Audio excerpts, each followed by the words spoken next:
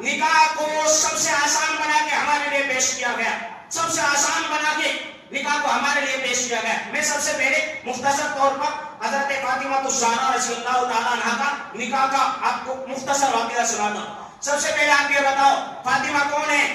ہمارے نبی صلی اللہ علیہ وسلم کی سب سے لاڈلی بیٹی ہے، سب سے پیاری بیٹی ہے، سب سے پیاری بیٹی۔ اگر ہمارے نبی اکرم صلی اللہ علیہ وسلم ایک مرتبہ مسجد میں کھڑے ہو کر اعلان فرما دیتے میرے صحابہ میں پیاری لاڈلی بیٹی فاطمہ کا نکاح کرنے جا رہا ہوں، تو اس وقت میں ہدیے اور تحائف اتنے آ جاتے کہ اللہ اکبر کہنے کی ضرورت نہ پڑتی۔ مگر جب حضرت فاطمہ الزہرا رضی اللہ تعالیٰ عنہ کی شادی کرنے کا موقع آیا تو حضور اکرم صلی اللہ علیہ وسلم کے پاس بہت سارے لوگ آئے درخواست لے کر کے۔ سب کو پتا ہے کہ ہمیں شرط مل جائے حضرت فاطمہ رضی اللہ تعالیٰ عنہ جیسی ہمیں بہو مل جائے۔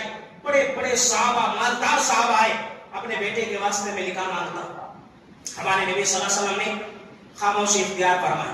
دیکھو آج کل ایک چیز میں آپ بڑے لوگوں کو بتاؤں، کہتے ہیں بچوں کا نکاح کا موقع آیا، کوئی دوست آیا ہمارا پرانا، اس نے آ کر کے کہا بھئی تمہاری بیٹی کا میں حق مانگتا ہوں، میرے بیٹے کے ساتھ میں تمہاری بیٹی کا نکاح کر دو۔ اسے پتا ہے کہ میرے دوست کا بیٹا غلط ہے، شرابی ہے، غلط کام کر رہا ہے، مگر یہ کیا کہتا ہے ٹھیک ہے بھائی کر دیں گے، بہت اچھی بات ہے۔ بعد میں اس سے پوچھا جائے کیوں بھائی تجھے تو پتا ہے نا وہ بیٹا وہ بچہ جو ہے وہ غلط کام کرتا ہے، شراب پیتا ہے، تو یہ کیا کہتا ہے نہیں بھائی دوستی تھی ہماری اس کے باپ کے ساتھ، میں باپ کا منہ دیکھ کر کے میں رشتہ کر دیا۔ شریعت بالکل غلط کہتی ہے، آپ اپنے دوستی کی وجہ سے اپنے بچوں کی زندگیاں خراب مت کرو۔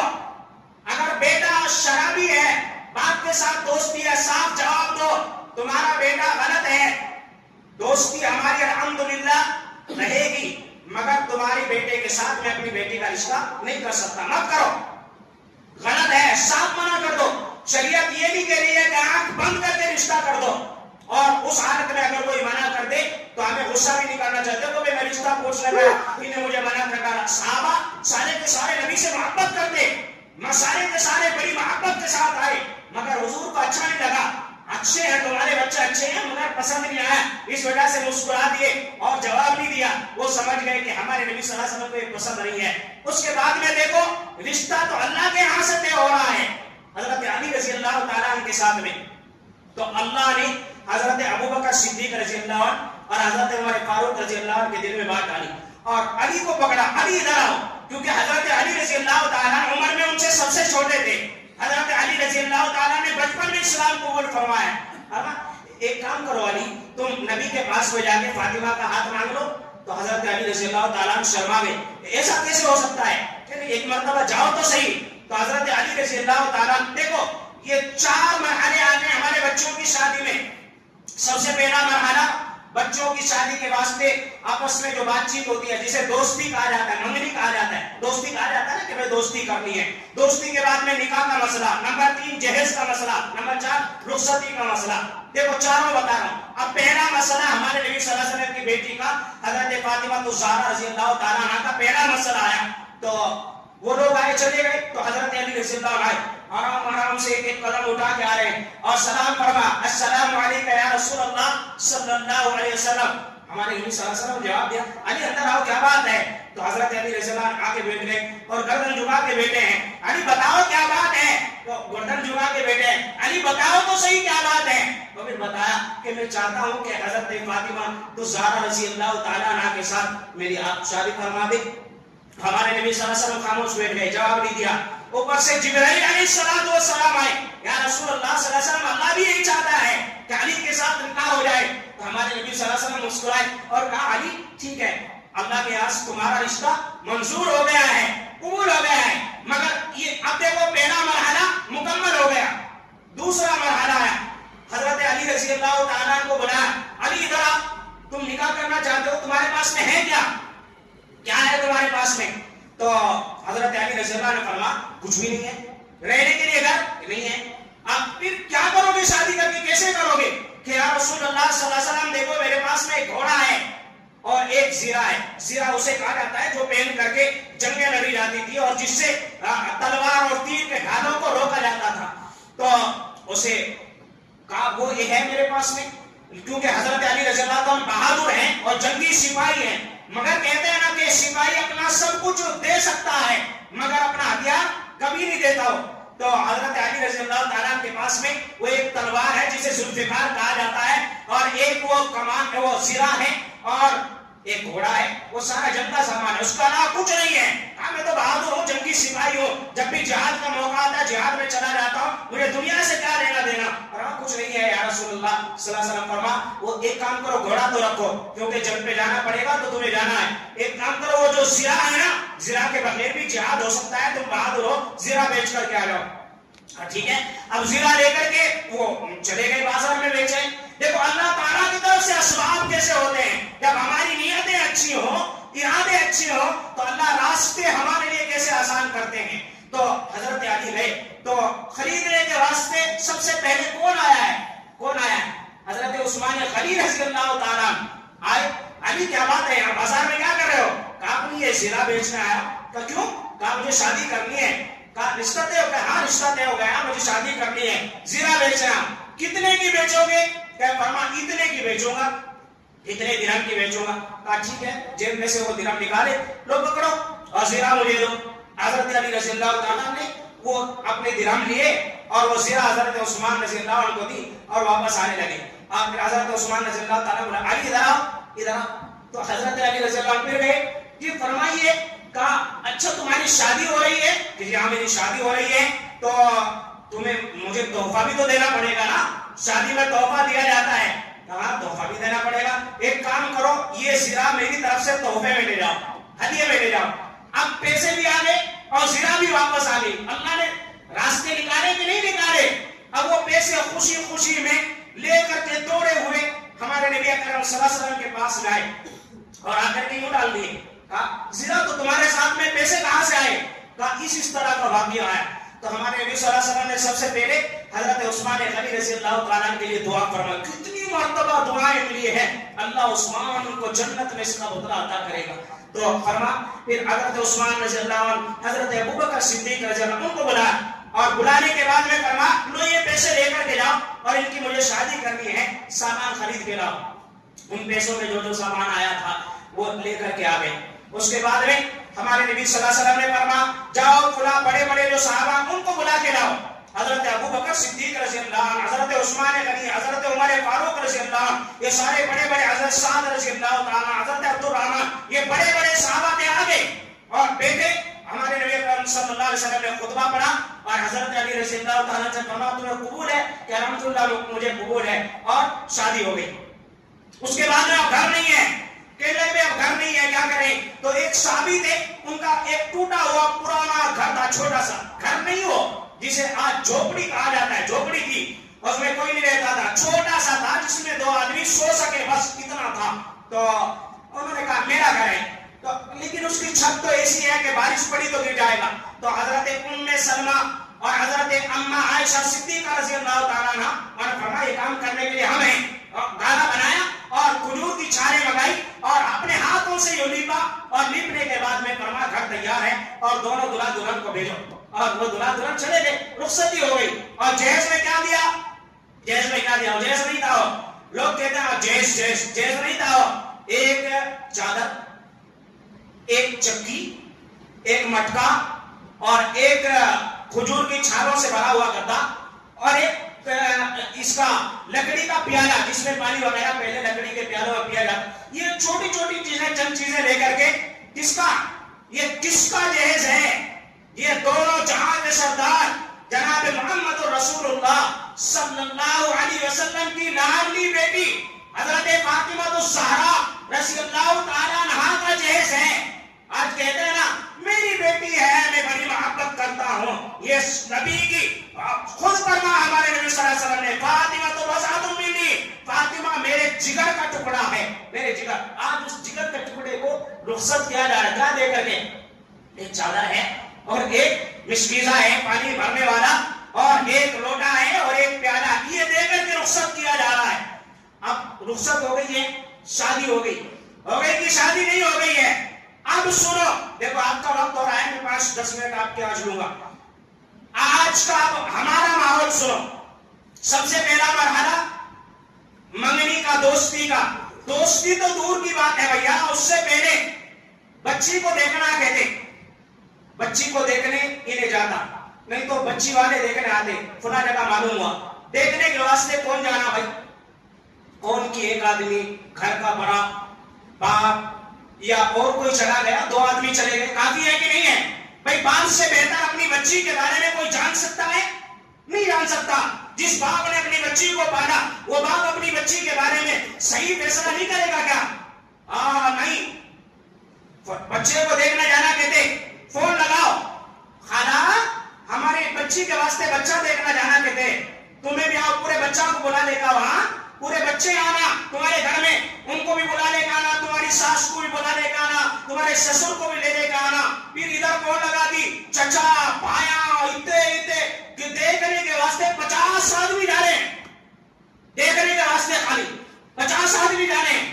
اور پھر جا کے انہوں نے دیکھا، پہلے دیکھنا کہاں ہے، پہلے خوب پیٹ کھا کے بھرا، پیٹ جہاں تک ڈھکارے والی، اس کے بعد میں کہا بچی دکھاؤ، یہ بچی کو دیکھیں. پھر اس کے بعد میں بات کی نا، بات کو آتا، خالہ جی منجے کیا کی پسند دیجیے، کیا کہ بالا اچھے نہیں دکھ رہے. پھر انہیں مامی آتی، نہیں بالا اچھے ہیں، کیا کہ ہائٹ کم دکھ رہی نا ذرا. پھر انہیں مامو آتا، نہیں جی کیا بھی نہیں، اچھی چلو. جی تمہیں خاموش ہو جی، تم نے کیا ہم نہ معلوم جی.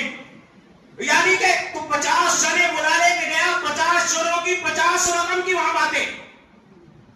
اب اس کے بعد میں کیا ہوتا ہے؟ فیصلہ نہیں ہوتا. پھر اس کے بعد میں ان کو کیا بولتے ہیں؟ ایک کام کرو جی، ہمیں گھر کو جا کے مشورہ کر کے تم کو سناتی. اس کے بعد میں پھر یہ گھر کو آ جاتی. اب بیچارہ جس بچی کے گھر میں تم 50 آدمی گئے، تم نے ٹوٹ ٹھوس کر کھانا کھایا. اب جب تم وہاں سے نکلتے ہو نا اس دروازے سے، اور تم اپنے گھر تک پہنچتے ہو، ماں کے اور باپ کے دل پر کیا کیا حالات گزرتے ہیں یہ صرف وہ ماں اور باپ ہی بہتر جانتے ہیں. پتہ نہیں کیا جواب آئے گا، پتہ نہیں ہماری بچی کو انہوں نے پسند کیا ہوگا کہ نہیں کیا ہوگا. اور یہ مزے مزے میں، ہاں بریانی اچھی تھی، یہ اچھا تھا، وہ اچھا تھا. یہ حالات ہے. سوچا کرو کبھی، اگر کاش تمہارے گھر میں آ کے تمہاری بچی کے ساتھ کوئی ایسا کر کے جاتا جیسا تو آج دوسرے کے گھر کو جا کے کر کے آ رہا ہے، تو تیرے دل پہ کیا گزرتا؟ یہ ہے کہ نہیں ایسا؟ ارے بتاؤ، ہے کہ نہیں ایسا؟ ایسا ہی ہو رہا ہے. گھر کو جا کے فون کرتے، نہ کولو جی وہ سیٹ نہیں ہوتا. ہاں اچھی بات ہے، شریعت میں یہ نہیں کہا گیا تم جا کے دیکھتے ہی ایک دم آنکھ بند کر کے اور شادی کر دو. شریعت یہ کہتی ہے اگر آپ کو دیکھنا ہے، ایک آدمی جاتا، 2 آدمی جاتے، اور اشارتاً جاؤ. یہ بھی مت کہہ کے جاؤ کہ ہم دیکھنے جا رہے ہیں. نہ کسی محلے والے کو پتا چلے گا، نہ کسی پڑوسی کو پتا چلے گا، نہ مہمان کو پتا چلے گا. آپ آرام سے جاؤ. کیا کہ بھائی ایسے جا رہے تھے، جاتے جاتے تمہارا گھر بھی کام، تمہارے گھر کو ایسے جا کے چائے پی کے آپ اشارتاً بچی کو دیکھ کے آ جاؤ. اگر آپ کو پسند آیا، ان کا گھر بار، ان کی بچی پسند آئی، سب کچھ پسند آیا، اور تمہیں لگتا ہے کہ 90% الحمدللہ ہمارے یہاں رشتہ سیٹ ہو جائے گا، اب آپ 2-4 آدمی جا کے پکی بات کر لو. یہ ہے طریقہ. اگر آپ کو پسند نہیں آیا، 2 آدمی آپ گئے تھے، کسی کے اوپر کوئی زور نہیں پڑے گا. اب بچی والوں کے محلے میں ادھر رشتے داروں، ادھر پڑوسیاں شروع کرتے ہیں، دیکھ رہے تھے، پھیر کر کے چلے گئے اس کو اچھی نہیں ہونے، ایسی باتیں شروع ہوتی ہیں. اللہ معاف کرے، اسلام نہیں ہے، یہ سراسر حرام ہے. یہ حرام ہے، حرام ہے. کسی کا دل دکھانا، کسی بچی کے باپ کو تکلیف دینا، یہ حرام ہے، حرام ہے. تمہارا یہ کھانا بھی حرام ہے اگر تم اس طرح جا کر کے کھا کے آ رہے ہو. پہلا مرحلہ میں نے آپ کو بتایا. علی رضی اللہ تعالیٰ کی منگنی کیسے ہوئی ہے؟ منگنی کیسے ہوئی ہے؟ پہلے ابو بکر اور عمر نے جا کے کہا، اشارہ کر جاؤ، ایک مرتبہ اشارہ کرو. وہ گئے، انہوں نے بات رکھی. حضرت ہمارے نبی صلی اللہ علیہ وسلم نے فرما دیا ٹھیک ہے، منظور ہے، قبول ہو گئی منگنی. یہ تو پہلا مرحلہ تھا ہمارا. 50 آدمی دیکھنے جاتے، پھر ادھر سے 50 آدمی انہوں آتے دیکھنے کے واسطے. پھر اس کے بعد میں کہا ٹھیک ہے، دیکھا دیکھی طے ہو گیا. اس کے بعد میں کیا ہوتا ہے؟ اس کے بعد میں اب دوستی کرنا، جی شادی محل بک کرو. اب شادی محل بک ہوگا، پھر شادی محل میں 100-200 آدمی کی دعوت ہوگی. اس کے بعد میں پھر کہ نشانی دی جائے گی. پھر اس کے بعد میں باقاعدہ بیٹھا جائے گا الگ، یعنی وہاں تو دوستی ہوئی ہے. اس کے بعد میں پھر بیٹھا جائے گا تاریخ فکس کرنے کے واسطے. اور پھر تاریخ فکس کرنے کے واسطے بھی بہت سارے آدمی آئیں گے اور پھر اس کے بعد میں بیٹھ کر کے باقاعدہ باتیں ہوں گی. تمہیں کیا ڈالنے گی ہمارے بچی کو؟ ہمیں رچا ہونا، وہ 20 گرام کا 30 گرام کا، وہ 2 لاکھ کا 3 لاکھ کا رچا ہونا. پھر انہیں بھی پوچھتا تمہیں کیا دے رہے جی؟ ہم نے 200 گرام 300 گرام سننا ہونا. یہ شادی ہو رہی ہے کہ بچیوں کا بیپار ہو رہا ہے؟ ہاں سوچو صحیح، بچیوں کا بیپار ہو رہا ہے کہ یہ شادی ہو رہی ہے؟ یہ شادی نہیں ہے، یہ تمہاری بچی کو بیچ رہے ہیں اور بچے والا اپنے بچے کو بیچ کر کے حرام لے رہا ہے. صحیح کہہ رہا ہوں؟ کیا تمہارے پاس میں اللہ نے نہیں دیا ہے؟ دیا ہے تو وہ کھاؤ، نہیں دیا ہے تو بھوکے مر جاؤ، مگر کسی بچی کے باپ سے جا کر سوال مت کرو کہ مجھے یہ دے دے. علماء فرماتے ہیں کہ اگر کوئی باپ، لڑکے کا باپ لڑکی والوں سے جا کے سوال کر رہا ہے کہ مجھے یہ چاہیے وہ چاہیے، تو حرام جانور کھانے سے بھی بدتر ہے. تمہیں اللہ نے ہاتھ دیے ہیں، تمہیں اللہ نے پیر دیے ہیں. اب دیکھو کتنے بڑے افسوس کی بات ہے. یہ گھر میں سوئے گا کون؟ بیڈ کے اوپر لڑکا سوئے گا، لیکن گھر والے رہیں گے. سامان جو فریج آئے گا، یہ آئے گا، وہ آئے گا، کون استعمال کرے گا؟ گھر والے استعمال کریں گے. لڑکی کون آئے گی؟ لڑکی. تو لڑکی اگر کہنے لگے ایک لڑکی کے لائے ہوئے بیڈ کے اوپر تو سو رہا ہے، کیا تیری ایک اتنی بھی حیثیت نہیں تھی کہ تو ایک بیڈ خرید لیتا؟ تو کیا تو یہ ایسے رواج ہم نے بنا لیے ہیں. اس کے بعد میں ڈیٹ فکس ہو جاتی ہے، معاملہ طے ہو جاتا ہے. انہیں اتنا سونا ڈالتا، انہیں اتنا سونا ڈالتا، انہیں اتنے آدمیوں کی دعوت کرنا، انہیں اتنے آدمیوں کی دعوت کرنا. اب زور پڑ گیا، رشتہ طے ہو گیا، سب کو پتا چل گیا، تم نے مہمانوں کو بلایا تاکہ ان کا رشتہ طے ہو گیا. اب باپ بیچارہ، لڑکی کا باپ جو ہے اپنے گھر میں جاتا ہے اور جانے کے بعد میں سوچتا ہے کہ 300 گرام سونا میں مجلس میں بیٹھ کے قبول کر کے تو آ گیا، کہاں سے دوں گا؟ میری حیثیت 100 گرام لینے کی ہے، 300 گرام قبول کرنے کے آ گیا. اب میری عزت، اب اس کی عزت کا سوال ہے، یا تو منع کر دے اور خاندان میں شریر ہو جائے، یا تو دے تو کہاں سے دے. اب اس کے بعد میں کیا ہوتا ہے؟ وہ اپنی زمینیں بیچتا ہے. باپ زمین بھی کسی کے پاس نہیں ہے، اس کے بعد میں اس کے پاس جاتا ہے، اس کے پاس جاتا ہے. بھائی میرے بیٹی کی شادی ہے، کیا تمہیں دیو؟ یہ ہمارے پاس کیا بھی نہیں، کاما تم نہ مانو نہیں کریے، کاما نہیں چل رہے ہیں، تم آگے نہ ہمارے پاس جی. ایسا ہوتا ہے کہ نہیں ہوتا؟ اس کے بعد میں بڑا بخیر درجہ یہاں تک پہنچتا ہے کہ وہ سود اور بیاج لینے تک کا موقع اس کو آ جاتا ہے. اس کے بعد وہ سود پر لیتا ہے، بیاج پر لیتا ہے، اور وہ سود اور بیاج پر لے کر لڑکے والوں کی مانگیں پوری کرتا ہے. اب یہ بتاؤ، اس شادی کے اندر جو ماں باپ کے اندر کے دل کے آنسوؤں سے شادی ہو رہی ہے، جو ماں باپ کو غم میں ڈال کر شادی ہو رہی ہے، کیا کبھی سکون مل سکتا ہے؟ نہیں مل سکتا. آج کہتے ہیں نا 2 مہینے میں طلاقیں ہو رہی ہیں، 2 مہینے میں خلع ہو رہے ہیں، گھر برباد ہو رہے ہیں. یہ اس کی وجہ وجوہات یہ ہیں. اس کے بعد میں شادی کا موقع آیا. شادی کا موقع جب آتا ہے، نکاح میں کیمرہ مین آئے گا، ویڈیو پکڑنے والا ہے تو نکاح ہوتا، نہیں تو نہیں ہوتا. اس کے بعد میں ویڈیو پکڑنے والا آتا، اور اس کے علاوہ جتنی رسمیں ہیں میں آپ کو مختصر بتا رہا ہوں. مجھے کم سے کم شادی کے بارے میں 1-2 گھنٹہ چاہیے تھا آپ کا. وقت ہو گیا، میں آپ کے سامنے ہاتھ جوڑ کے معافی مانگ رہا ہوں. ہلدی کی رسم ہونا کہتے، مہندی کی رسم ہونا کہتے، جوڑے کی رسم ہونا کہتے، اور اس کے بعد میں شہری کی رسم ہونا کہتے. یہ رسمیں ساری ہندوانہ ہیں. اگر آپ اس مذہب کو ماننے والے ہو تو رسمیں کرو. مجھے دکھاؤ حضرت فاطمہ، حضرت علی رضی اللہ تعالیٰ جو شیر خدا ہیں، ان سے بڑی مثال اور کیا ہوگی ہم مسلمانوں کے لیے؟ نہ صحرا ہے. فرما ہمارے نبی صلی اللہ علیہ وسلم نے، علی تمہارا نکاح ہے، آ جاؤ. ایک پرانا کپڑا تھا، اسے دھویا اور وہ سوکھا بھی نہیں ہے، گیلا ہے، جلدی سے پہن کر کے خوشی میں آ گئے. اسے کہا جاتا ہے خوشی. جو خوشی میں نکاح ہوگا، اس نکاح میں بعد میں خوشیاں آئیں گی. اور جو پریشانیوں میں پڑ کر کے نکاح ہوگا، سود بیاج لے کر کے، قرضوں میں پڑ کر کے نکاح ہوگا، اس میں پریشانیاں آئیں گی، سکون نہیں آئے گا. یاد رکھ لینا میری بات. اب اس کے بعد میں یہ رسم وہ رسم، یہ ساری کی ساری رسمیں کرنے میں جو لاکھوں روپے خرچ ہوئے ہیں، برباد ہوئے ہیں، یہ کہیں اسلام میں مجھے بتاؤ کوئی آ کے کھڑا ہو کے کہ اسلام میں کھلا جگہ ہے اس وجہ سے ہم نے کیا ہے؟ ضرورت ہی نہیں ہے.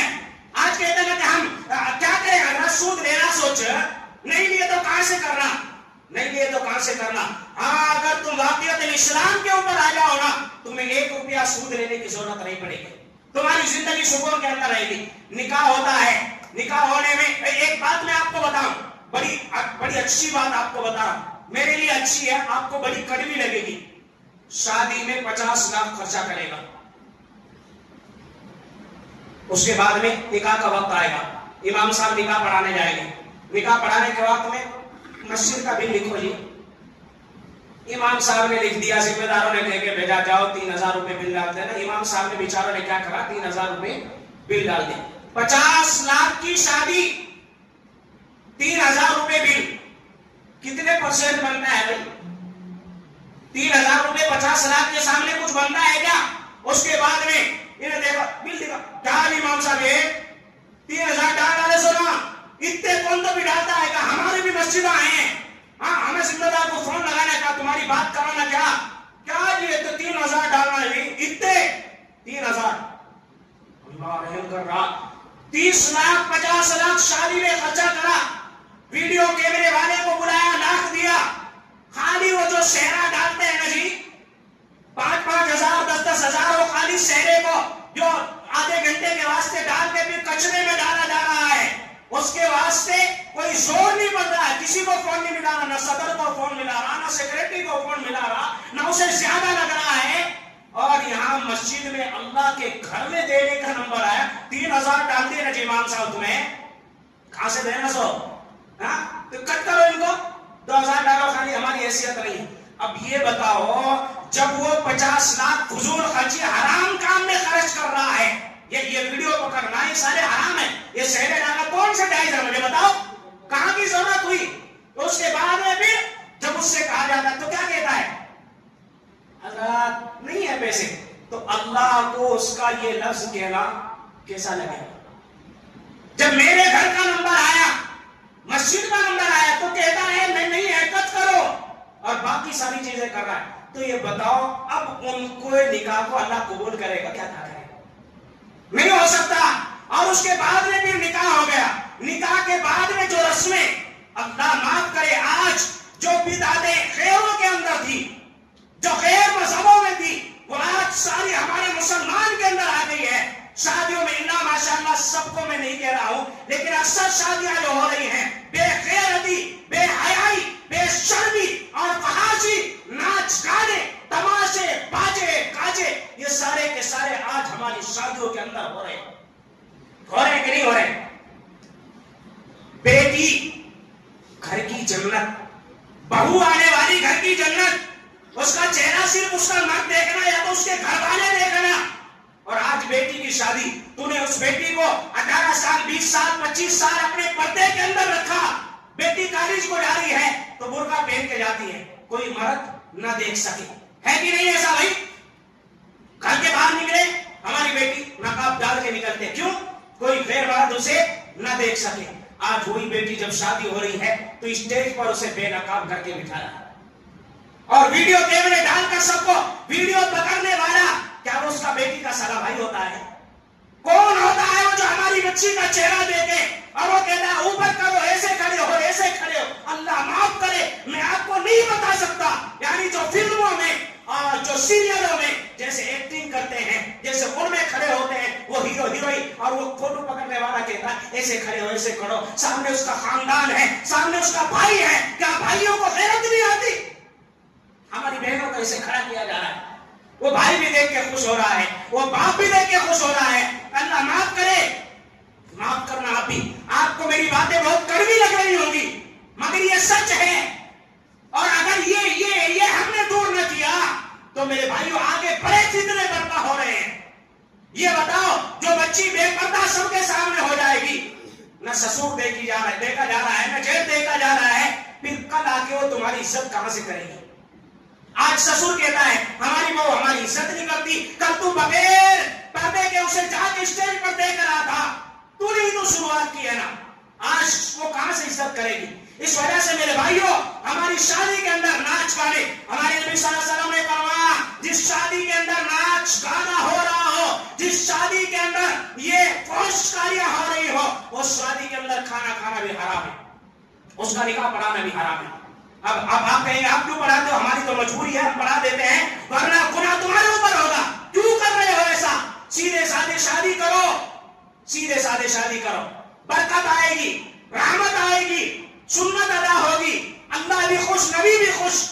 اور یہ ناچ گانے تماشے کر کے اللہ بھی ناراض، نبی بھی ناراض، اور اس کے بعد میں جو اولاد ہوگی ان کے اوپر بھی وہی اثر پڑے گا جیسا نکاح ہوگا۔ اس وجہ سے میرے بھائیوں، اپنی شادیوں کو آسان بناؤ، یہ رسمیں ختم کرو، یہ بے حیائی ختم کرو، یہ بے شرمی ختم کرو، سیدھا سادہ شادی کر کے، سیدھا سادہ نکاح کر کے اس کے بعد میں اپنی بچی کو آپ کو دینا ہے نا، آپ کہتے ہیں ہم اپنی بچی سے محبت کرتے ہیں، ساری زندگی دیتے رہو، کوئی منع کرنے والا نہیں ہے، ساری زندگی اپنی بچوں کو دیتے رہو۔ مگر یہ نکاح میں جو اتنی ساری خرافات ہو رہی ہیں، یہ مہندی کی رسم، یہ ہلدی کی رسم، اور یہ جوڑے کی رسم، اور یہ فلاں رسم، یہ فلاں رسم، یہ کہیں بھی شریعت کے اندر نہیں ہے۔ اللہ کے واسطے ان کو ختم کرو، اور ان کو ختم کر کے خود بھی سکون کے اندر رہو۔ سود ملاز تک مت جاؤ، قرضوں تک مت جاؤ۔ آپ کے پاس 2 آدمی کو بلا کر کھانا کھلانے کی حیثیت ہے، 2 آدمی کو بلا کر کھانا کھلا کے دعوت کر کے اور نکاح پڑھا کے بھیج ڈالو، نہیں ہے۔ اسلام وہ بھی نہیں کہتا، بس کیا کہتا ہے اسلام؟ ایک نکاح پڑھانے والا اور بچی کی طرف سے کوئی باپ آ جائے، کوئی ایک رشتہ دار آ جائے، 2 گواہ آ جائیں، نوشوں کی طرف سے آ جائے، ایک جماعت کی طرف سے آ جائے، اور بس وہ میاں بیوی آ جائیں اور ان سے کہا جائے کہ تمہیں قبول ہے۔ ایک نے کہا کہ ہاں الحمدللہ قبول ہے، ایک نے کہا میں نکاح کرنا چاہتا ہوں، کہ جب وہ قبول ہو گیا، نکاح ہو گیا، بس یہ آسان ہے، نہ یہ منگنی ہے، نہ یہ دوستی ہے، نہ پھر یہ ہلدی کی رسم ہے، نہ مہندی کی رسم ہے، نہ سہرے کی رسم ہے، نہیں ہے۔ پھر اللہ نے اگر آپ کو موقع دیا ولیمہ کر لو، سنت ہے، نہیں ہے تو وہ بھی مت کرو، نکاح ہو گیا۔ آسان ہے کہ نہیں ہے؟ ارے آسان ہے کہ نہیں ہے؟ مگر مشکل کیوں بنا لیا؟ اس لیے میرے بھائیوں، حضرت فاطمہ الزہرا رضی اللہ تعالی عنہا کی زندگی ہمارے لیے نمونہ ہے۔